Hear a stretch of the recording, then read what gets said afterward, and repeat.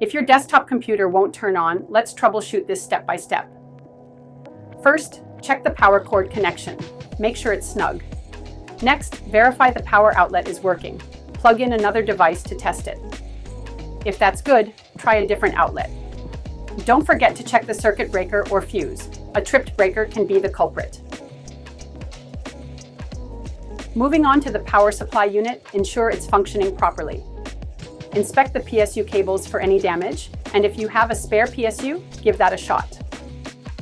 Now, let's look at the motherboard. Confirm that the standoffs are installed correctly and check for any visible damage. Make sure the CPU and RAM are seated properly. For the CPU, ensure it's installed correctly and that the cooler is secure. Don't skip on the thermal paste. It's crucial for heat management. Next, verify the RAM and GPU. Make sure the RAM is properly installed and the GPU is seated well, with all power connectors attached. If you're still stuck, enter the BIOS settings, usually by pressing F2, F12, or Del. Check the boot order and save your changes.